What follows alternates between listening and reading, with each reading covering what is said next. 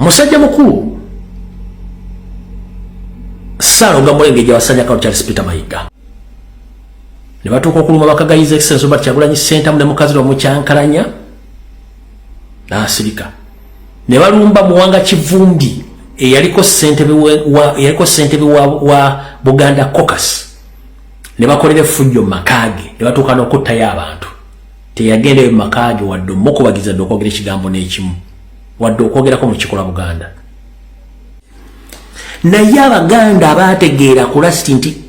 waliwo ne bava mu ngalo za Mayiga baafuka enemy oba balabe be ne Muwanga Kivumbi mwe yagendera ulira no obufuzi bw'enaale mbusinga obwobote n'obwami mu bintu ebiwerako ekyamazima naye ate muwulire ki obufuzi bw'enaale mbusinga obwobote n'obwami atasimanyiza manyi byafaayo oba tabisomanga mu Uganda nga twegerageranya ku mulembe gw'aminyi oba obwobote bane mubadde mutya tetusaana kugerageranya Uganda ya leero ku mirembe gyalimu kakitya. A few moments later.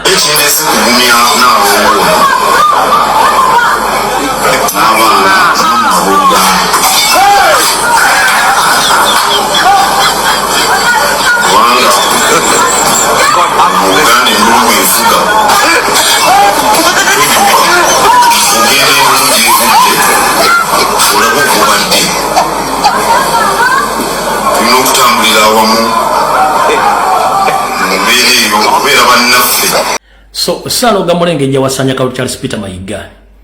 government ya Museveni nongira tebagigerageranya na ku government ya Musira mu bwamini mumanya amazima buli kimu kimanyi ekiri Abaganda ekiri Abannayuganda ne musirise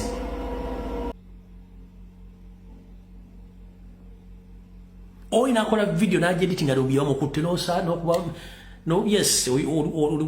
mwina emotional so nesoko omugoba kote ya post sometimes for umuntu bera stress no umulamu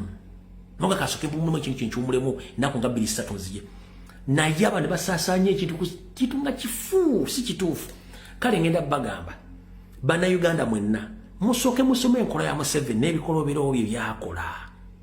nibo otasobola kusoma na kintu kitufu nga bakitambuza ngo kimenti akitambuza wa NRM wofaji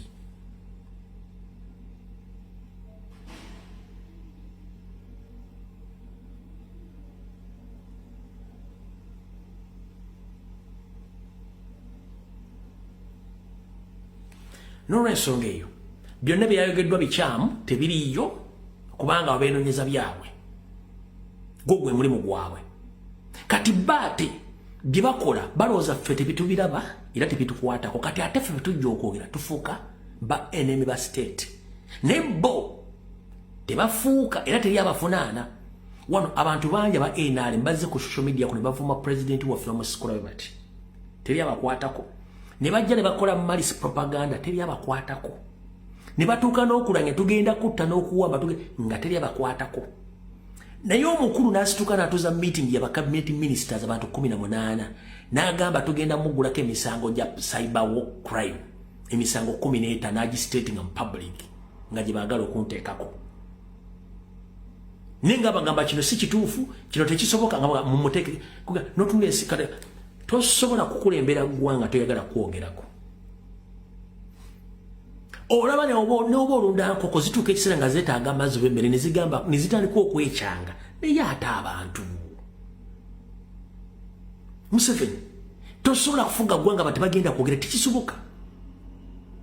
n'oba olunda bisolo bituuka ekiseera nga beetaaga amazzi bitandika okukuba enduulu kuziba enkoko nga zireeka waliwo ekikyamu mu nkoko zange